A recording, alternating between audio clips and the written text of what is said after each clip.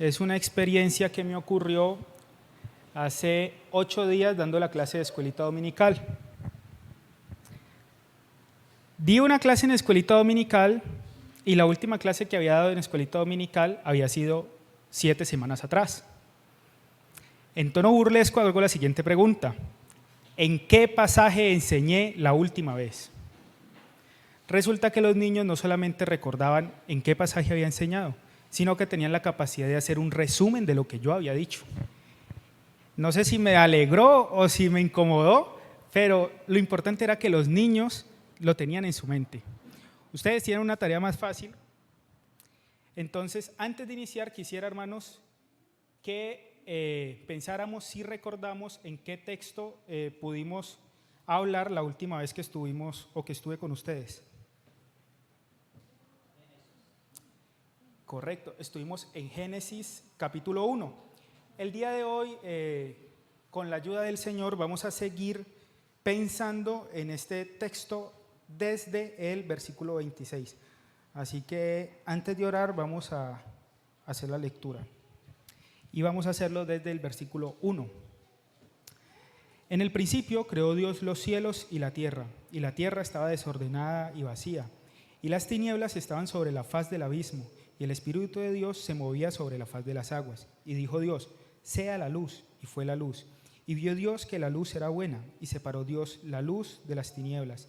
Y llamó Dios a la luz día, y a las tinieblas llamó noche. Y fue la tarde y la mañana un día.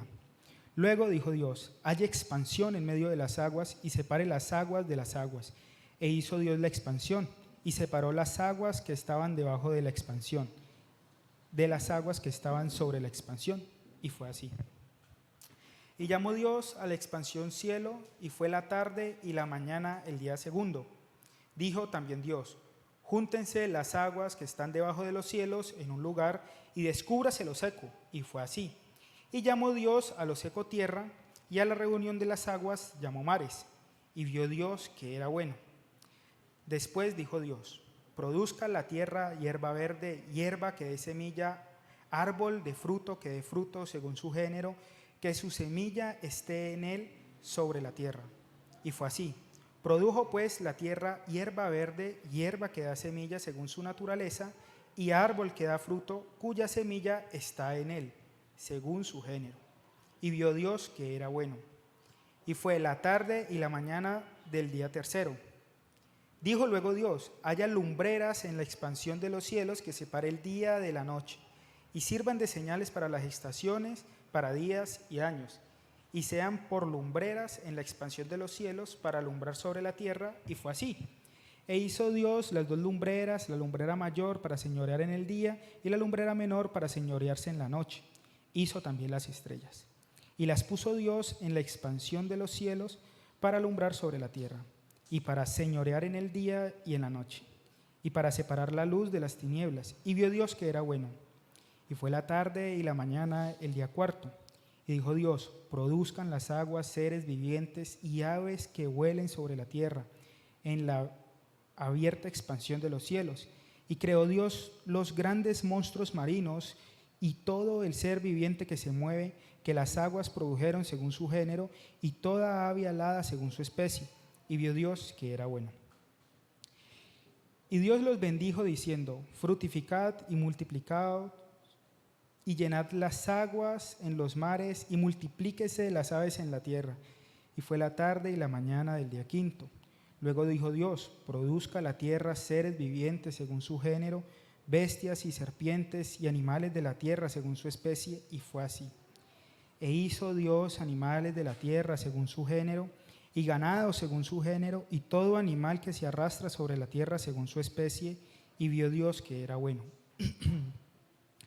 Entonces dijo Dios: hagamos al hombre a nuestra imagen, conforme a nuestra semejanza, y señoree en los peces del mar, en las aves de los cielos, en las bestias, en toda la tierra, y en todo animal que se arrastra sobre la tierra. Y creó Dios al hombre a su imagen, a imagen de Dios lo creó, varón y hembra los creó. Y bendijo Dios y les dijo: fructificad y multiplicaos, llenad la tierra y sojuzgadla, y señoread en los peces del mar y en las aves de los cielos, y en todas las bestias que se mueven sobre la tierra. Y dijo Dios: He aquí os he dado toda planta que da semilla, que está sobre toda la tierra, y todo árbol en que hay fruto y que da semilla, os serán para comer. Y toda bestia de la tierra, y a todas las aves de los cielos, y a todo lo que se arrastra sobre la tierra, en que hay vida, toda planta verde les será para comer. Y fue así. Y vio Dios todo lo que había hecho, y aquí era bueno en gran manera, y fue la tarde y la mañana el día sexto. Fueron pues acabados los cielos y la tierra y todo el ejército de ellos, y acabó Dios en el día séptimo la obra que hizo, y reposó en el día séptimo de toda la obra que hizo. Y bendijo Dios el día séptimo, y lo santificó, porque en él reposó de toda la obra que había hecho en la creación. Padre, gran Dios, gran Rey, estamos delante de ti en esta noche con el único propósito de seguir haciéndonos una imagen más clara de quién eres, de por qué eres el Dios amoroso que nos ha rescatado de nuestro pecado, de nuestra condenación por medio de Cristo, pero concientizándonos de la realidad de que eres el Dios santo, santo, santo, justo, que no tendrá por inocente el culpable, Dios. El poderoso que creó cielos y tierra, el poderoso que abrió el mar para que su pueblo pasara, el poderoso que nos redimió de la maldición de pecados. Damos gloria a ti, Padre, porque desde el principio hemos podido ver cómo todo ha apuntado a Cristo, y hoy hemos sido beneficiarios o somos beneficiarios de la gran redención que nos ha sido entregada por este Cristo. Rogamos a ti, Dios, nos permitas ver a este Cristo como la imagen perfecta, la imagen más clara de ti, Dios, y pedimos tu instrucción, Padre, por amor de tu pueblo, por el puro amor de tu pueblo, Señor. Pedimos que este espacio sea usado para su edificación. En el nombre de Cristo Jesús oramos. Amén.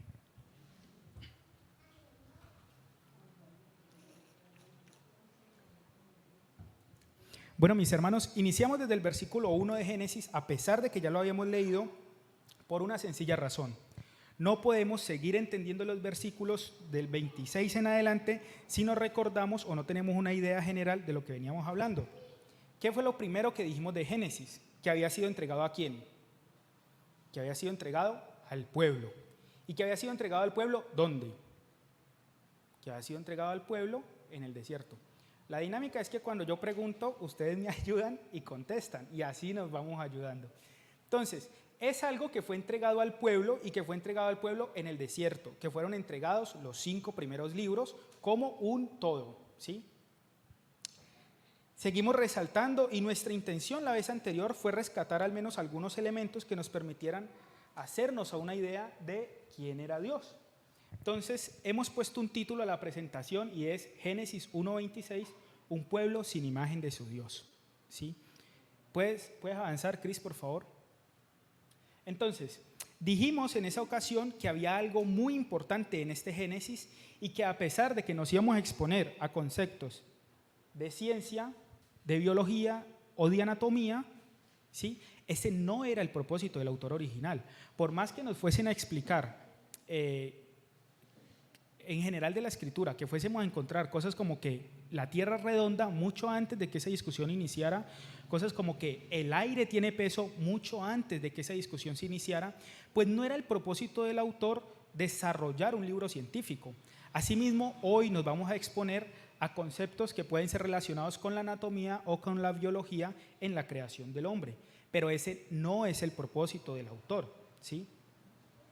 Entonces, pensábamos que había un propósito más importante, que el pueblo podía sacarle, o había un provecho mayor que se debía mostrar al pueblo, y que era básicamente un recordatorio de la necedad del pueblo. ¿Cuál necedad? Hablamos específicamente al menos de uno. ¿Quién puede recordar uno? Mientras yo tomo agua.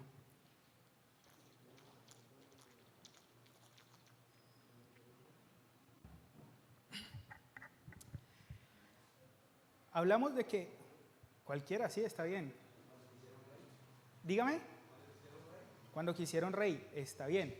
Entonces, hablamos la vez anterior de la necedad del pueblo en torno específicamente de los ídolos, ¿sí? ¿Cómo era necio un pueblo que teniendo este Dios que se está presentando en la Escritura, cada que tenía la oportunidad salía tras de los ídolos? Y todos juntos acá reprochamos al pueblo y dijimos, no, pero mire ese corazón, ¿por qué son así? Pero más adelante recordamos que nuestro corazón también tiene parte de esa necedad, ¿cierto? Entonces recordábamos, decía, qué bueno es confiar en Dios, pero me siento súper tranquilo cuando tengo 2, 3, 5 milloncitos de pesos en la cuenta.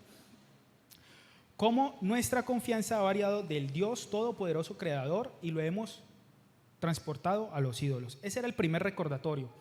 Y lo otro era que se evidenciaba una necesidad. Y este punto es el punto que ha desarrollado todo el tema, ¿sí?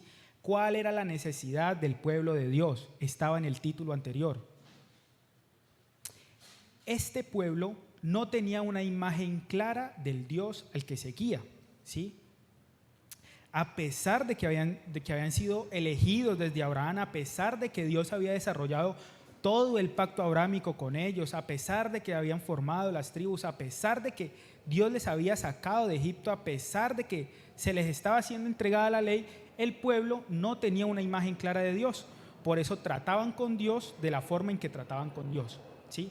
Entonces vemos un pueblo infiel, pecador, terco, en medio del desierto, que no necesita ni ciencia, ni biología, ni anatomía, sino que necesita una imagen clara del Dios todopoderoso que les creó. ¿Puede seguir adelante, por favor? Esta es la introducción, ¿sí? Entonces, aquí también dijimos que había un énfasis en el texto de Génesis 1, ¿sí? ¿Quién es el protagonista de Génesis 1? A ver, ¿quién se anima? Podríamos pensar en varias personas, ¿cierto? Moisés como el escritor, pero realmente lo que nosotros vemos, acompáñenme en el libro, dice, en el principio creó Dios, ¿sí? Y dijo Dios, y llamó Dios, y luego dijo Dios, e hizo Dios, y llamó Dios, dijo también Dios. Entonces veíamos a lo largo de todo el texto que quien estaba haciendo cosas era Dios. Dios. Entonces el énfasis aquí no es la creación ni es el hombre, ¿sí? Por más que vamos a hablar de la creación del hombre, aquí el énfasis es el Dios que está creando, ¿sí? Entonces, no es ni la creación ni el hombre, sino el Dios creador. Vemos que el hombre y la creación son sujetos pasivos, podremos decir, y que solamente están respondiendo a lo que Dios dice. Hágase la luz fue, créense las bestias, y surgieron las bestias, ¿sí? Entonces la creación y el hombre son solamente producto de el actuar de Dios. ¿Puede seguir, por favor? Ahora, esto nos introduce a una verdad, ¿sí? Vemos cómo en la primera sesión que tuvimos, Dios ha creado un reino, Dios dio forma y orden a la tierra, ¿sí? Entonces creó su reino, estableció su dominio porque se reservó el derecho de decir esto es bueno, esto es malo, y vemos que a lo largo de todo el texto todo lo que Dios dice se hace, porque es poderoso, es soberano y es potente, ¿sí? Entonces Dios nos ha mostrado al menos aquí dos elementos de lo que vamos a conocer como su reino, ¿sí? Entonces tiene un lugar donde ejercer ese reino y tiene un dominio que ejercer, ¿cierto? Ya mostró que tiene el poder, ya mostró que tiene la autoridad, mostró el lugar donde va a ejercer ese poder, y ahora lo que va a introducir Dios en el texto es, ¿qué nos falta? Digamos, en las teorías de derecho uno le dicen, para que haya Estado necesitamos pueblo, necesitamos territorio y necesitamos soberanía, ¿sí? Entonces, aquí Dios ya mostró dos cosas, mostró un lugar y mostró que Él es el soberano. ¿Qué falta? Falta un pueblo, faltan súbditos acá, ¿sí me hago entender? Entonces, vamos pensando en esto, vamos a seguir aproximándonos al texto. Todavía no hemos entrado en Génesis 1:26. ¿Puedes seguir, Cris, por favor? Hablamos de las tres cosas que tiene un rey. Sigue adelante. Acá. Vamos al texto. Dice Génesis 1:26, dice la escritura: entonces dijo Dios, hagamos al hombre a nuestra imagen, conforme a nuestra semejanza, y señoree en los peces del mar y en las aves de los cielos, en las bestias y en toda la tierra y en todo animal que se arrastra sobre la tierra.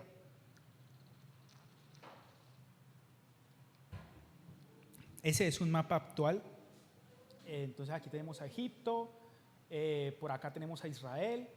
En este momento en el que estamos, donde está siendo entregado este libro, el pueblo de Israel está aquí.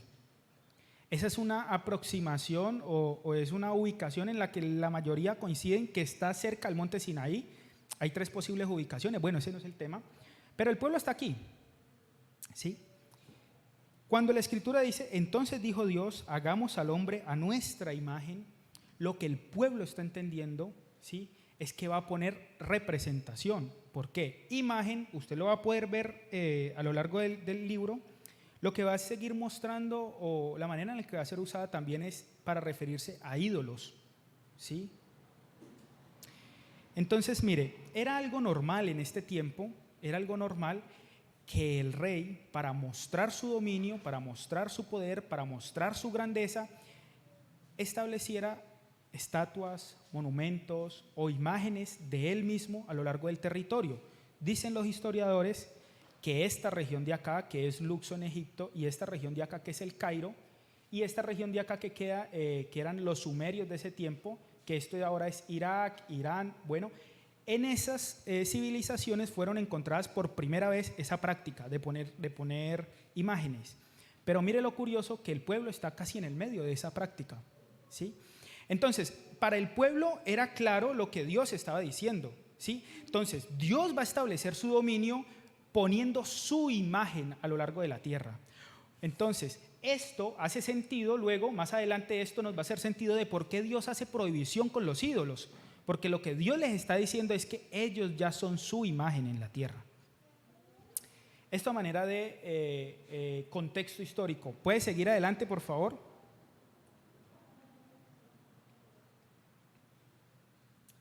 Bueno,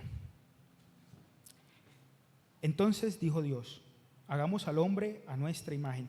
Y encontramos, digamos, el primer tesoro en todo esto. O sea, ya hemos visto cosas asombrosas, pero este detalle es supremamente hermoso, porque Dios viene diciendo, hágase, sea, llamó Dios, pero aquí hay un término diferente, hay una intención distinta. Lo que Dios dice es hagamos, ¿sí? Por ejemplo, mire usted,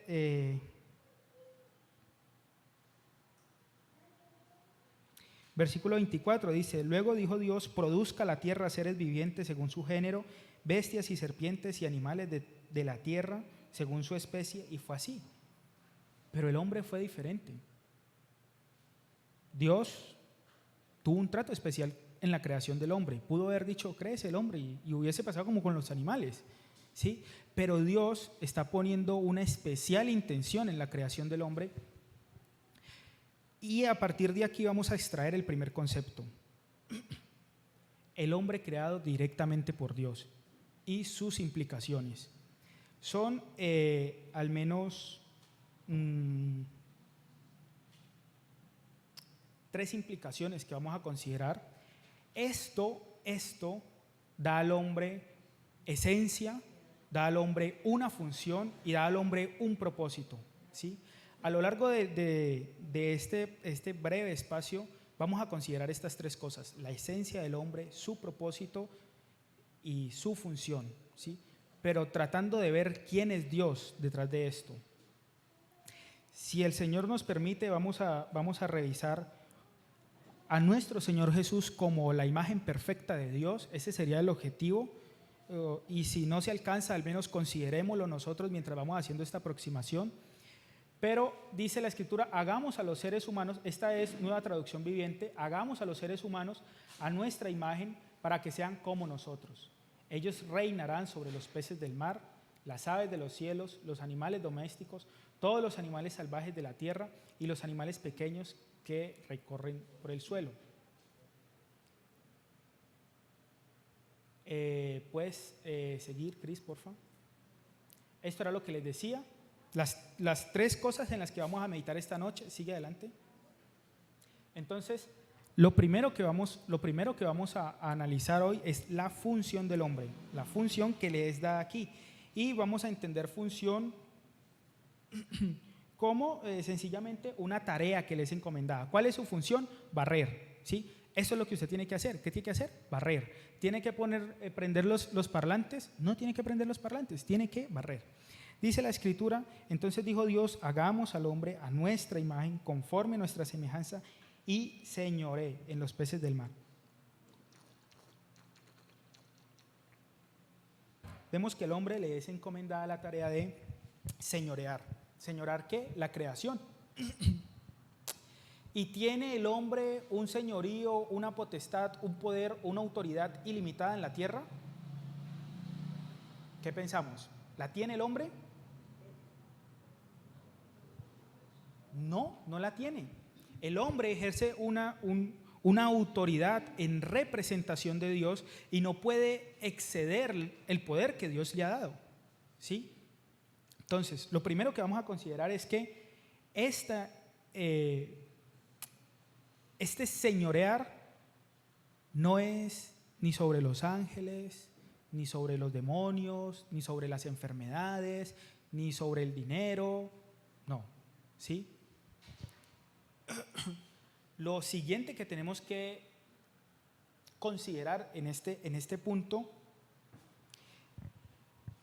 es que esto tiene un propósito, ¿sí? Y tiene que ver con, nada de esto se puede separar, la esencia, la función y el propósito está todo junto, no se puede separar nada. Entonces vamos a considerar, dijo Dios, hagamos al hombre a nuestra imagen, conforme a nuestra semejanza. Esto nos deja entender también que el hombre no está por encima de Dios, ¿sí? La Escritura es clara en sentar las reglas y decir, el hombre no es Dios, el hombre no es supremo. Oseas, esto es una traducción viviente, dice, no desataré mi ira feroz, no destruiré por completo a Israel, ya que no soy un simple mortal. Hace una diferencia con el hombre. Usted es un simple mortal, yo soy Dios, ¿sí? Lo siguiente que vamos a apreciar es la obligación que tiene el hombre de someterse como criatura. Yo fui creado, yo tengo que someterme a este Dios todopoderoso. Dice, gente joven, la juventud es hermosa, disfruten de cada momento de ella, hagan todo lo que quieran hacer, no se pierdan nada, pero recuerden que tendrán que rendirle cuentas a Dios de cada cosa que hagan, ¿sí? Entonces, hay un Dios que es autoridad, que es creador, que es poderoso, y el hombre no se escapa del control de este Dios. Va a la siguiente, por favor. Y el propósito. Tenemos al hombre creado por Dios para que sea su imagen en Génesis, para que refleje su gloria en Génesis. Pero en Isaías la Escritura nos relata, todos los llamados de mi nombre, para gloria mía los he creado, los formé y los hice. Hay un propósito, y propósito lo vamos a entender como el simple objetivo que se quiere conseguir con algo. El propósito es dar gloria a Dios. Todos los hombres son criatura, todos los hombres están sujetos al dominio de Dios y todos los hombres han sido creados para dar gloria a Dios. ¿Qué pasa entonces con las personas que no vienen a Cristo? Vendrá un día, así como acabamos de leer, en el que esas personas van a tener que rendir cuentas a Dios y van a estar en un lugar de tormento, van a ser condenados a causa de su pecado, y eso va a dar gloria a Dios porque Dios es justo.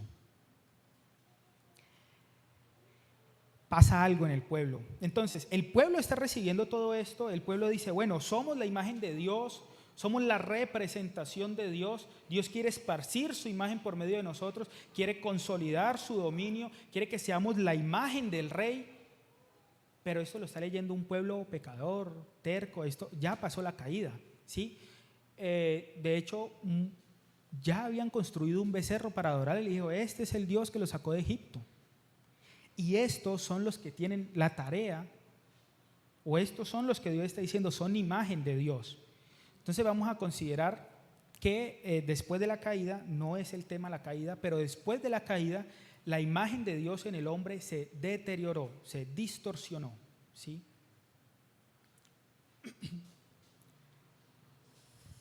Y vamos a ver cosas lamentables que pasaron. Romanos capítulo 1.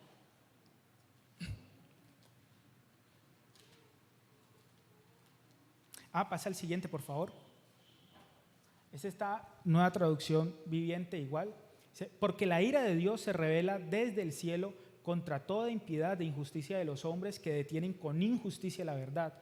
Porque lo que de Dios se conoce les es manifestado. Pues Dios se los manifestó, porque las cosas invisibles de Él, su eterno poder y deidad, se hacen claramente visibles desde la creación del mundo, siendo entendidas por medio de las cosas hechas, de modo que no tienen excusa, pues habiendo conocido a Dios, no le glorificaron como a Dios, ni le dieron gracias, sino que se envanecieron en sus razonamientos, y su necio corazón fue entenebrecido. Profesando ser sabios, se hicieron necios y cambiaron la gloria de Dios incorruptible. Estos son términos de Génesis 1. Y cambiaron la gloria de Dios incorruptible en semejanza de imagen de hombre corruptible, de aves, de cuadrúpedos y de reptiles. Y el verso siguiente dice, ya que cambiaron la verdad de Dios por la mentira, honrando y dando culto a las criaturas antes que al Creador, el cual es bendito por los siglos. La gran contradicción de esto es que Dios está diciéndoles, ustedes tienen que señorearse sobre la creación, y el hombre cayó rendido a darle gloria, mis hermanos, a la creación. Entonces usted los ve en Egipto adorando a los astros, los ve en el desierto con un becerro de oro adorándolo, y nos hace preguntar, mis hermanos,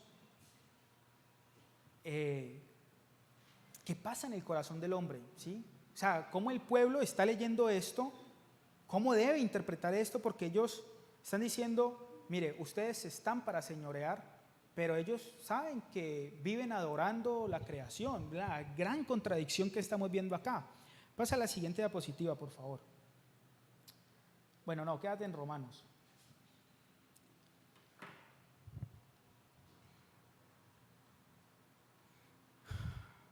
Mis hermanos, es fácil señalar el pecado del pueblo. Primero porque nosotros tenemos esto completo, ¿sí? Y segundo porque nos gusta hacerlo. Pero aunque nosotros hoy de pronto no tendremos ídolos de yeso, y yo sé que lo he dicho en otras oportunidades, devuelve la diapositiva, Cris, porfa. Yo he dado un título. Dice, la iglesia sin ídolos de yeso, con ídolos de carne y hueso. ¿Sí?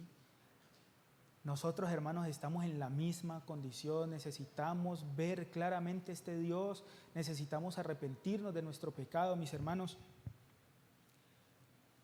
Mire,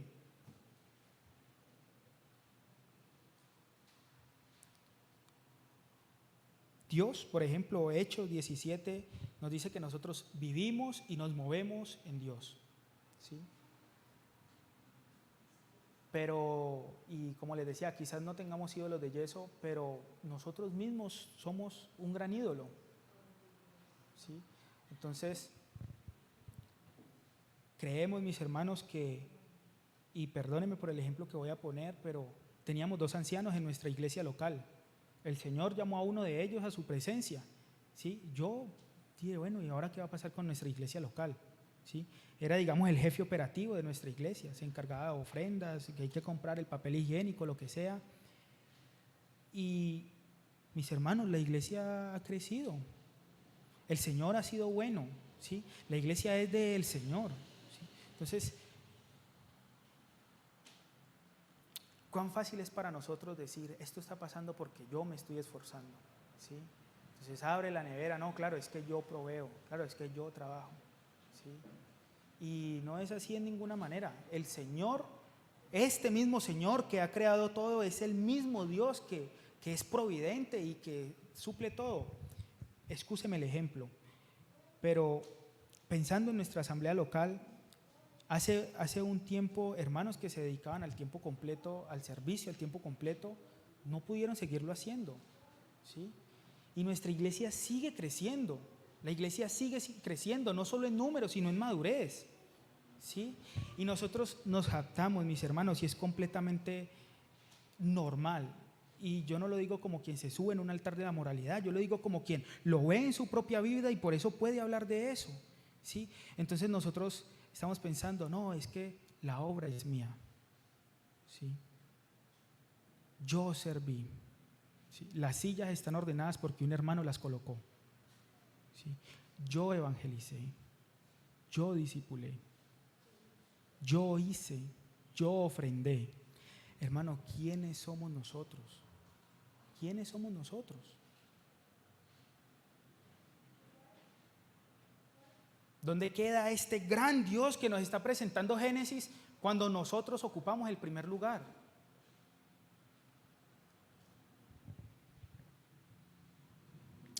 Y ahora en los últimos 10 minutos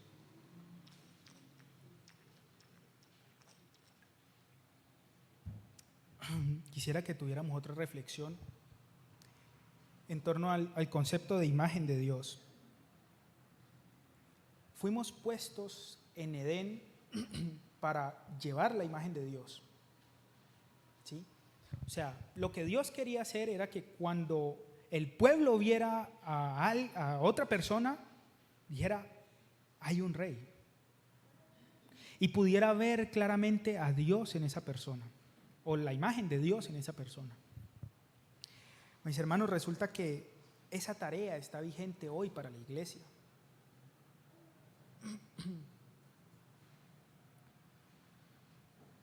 Yo vuelvo y lo repito, no como quien no encuentra pecado en su vida, al contrario, ¿sí? Como quien habla las cosas porque las ve en su vida. Pero mis hermanos, yo no estoy tan seguro, o no sé qué tan seguro esté de que si usted le pregunta a todas las personas de mi entorno si yo soy imagen de Dios, yo creo que en la mayoría de veces van a decirle no, ¿sí? Y eso es una vergüenza.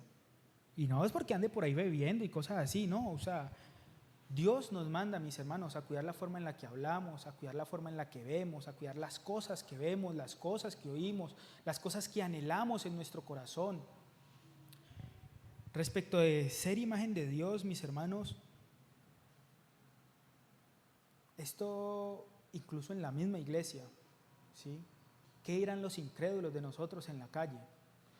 Mire, para nadie es un secreto, en junio, en la voluntad del Señor, voy a casarme y Ana Milet está averiguando salones.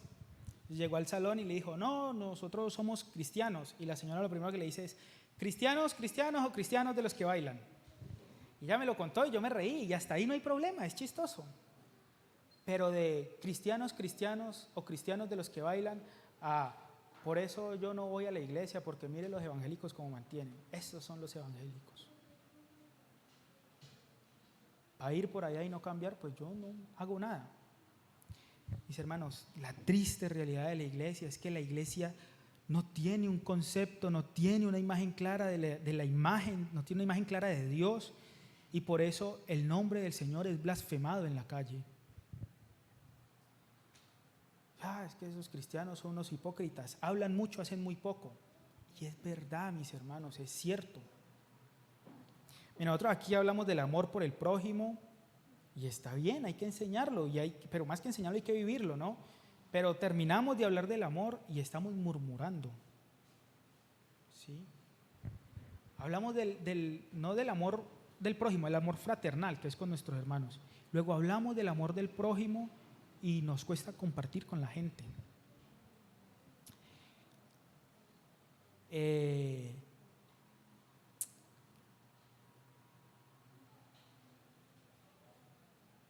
Hablamos de que Dios tiene el primer lugar en nuestras vidas y nos cuesta darle gloria. Actuamos como quien desconoce a Dios todos los días, todos los días.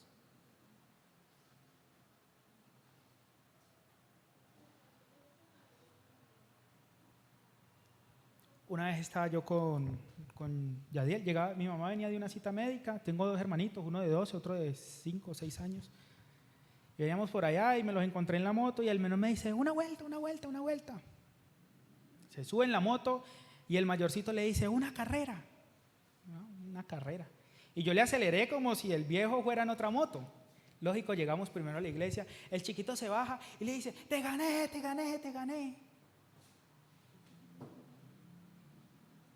Y así actuamos nosotros con el Señor. El Señor nos sube en la moto, nos lleva hasta el lugar, nos da la victoria y nosotros hacemos mofa de que hemos ganado. ¿Y Dios?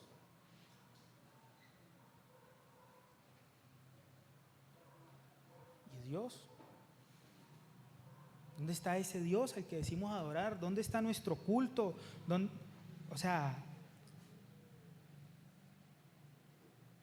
Esta es una tarea difícil, mis hermanos.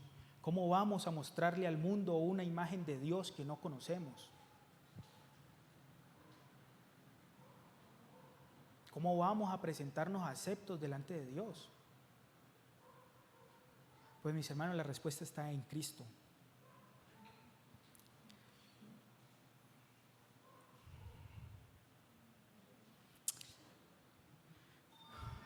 Mis hermanos, la Escritura declara que Jesús es la imagen visible de este gran y asombroso Dios, incorruptible, perfecto.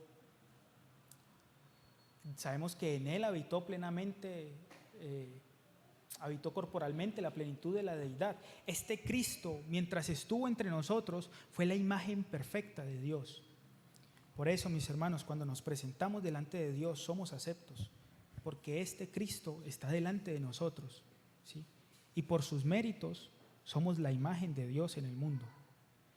No nos exime de la responsabilidad de dar buen testimonio, ¿sí?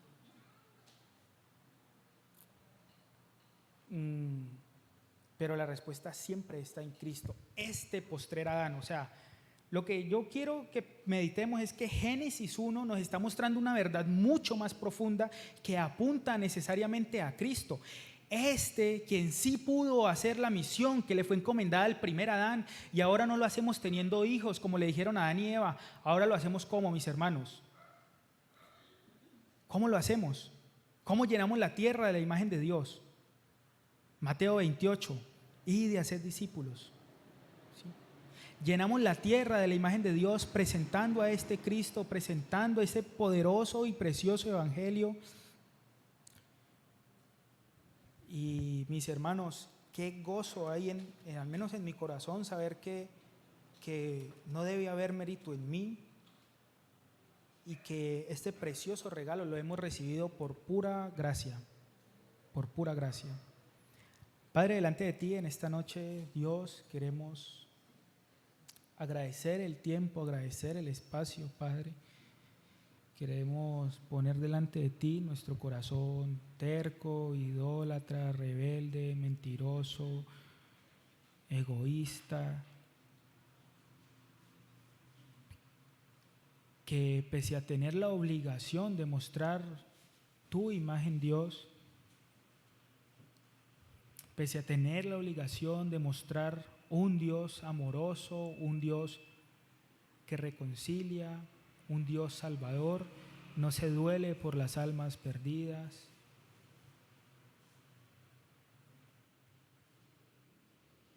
Juzga y hace mofa del pecado de los demás solo porque peca a Dios de una manera distinta a la de ellos. Cuán fácil es para nosotros señalar el pecado del mundo, lo que es abominable, lo que es socialmente reprochado, Dios, pero qué insensibles somos, Padre, a tu voz, qué insensibles somos, Padre, a nuestro pecado, qué insensibles somos, Dios, a nuestro propósito, a esta gran tarea que tenemos, al gran regalo que hemos recibido, al gran privilegio de ser tus embajadores, Padre. Rogamos a ti, Dios, nos ayudes pensando estas cosas, guardándolas, atesorándolas en nuestro corazón, viviendo este precioso evangelio, regocijándonos en que este Cristo, o mejor, toda esta escritura, toda tu palabra ha apuntado a Cristo desde bien temprano, Padre. Damos gracias porque nos has permitido el privilegio de seguir esparciendo tu imagen a lo largo del mundo. Te rogamos, Señor, por esta, tu iglesia local, que permitas aún más crecimiento, Padre, que permitas más conciencia, que permitas más amor, Señor, entre los hermanos, que nos permitas tener corazones humildes, Señor, que nos permitas, Padre, un ejercicio consciente de la renovación que tenemos que hacer día tras día para alcanzar la medida de este varón perfecto, Padre, de cómo somos purificados a través del conocimiento tuyo, Dios.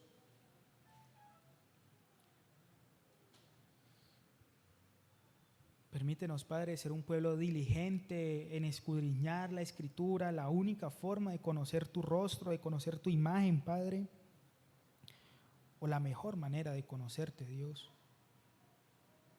Permítenos, Padre, una aproximación genuina a ti,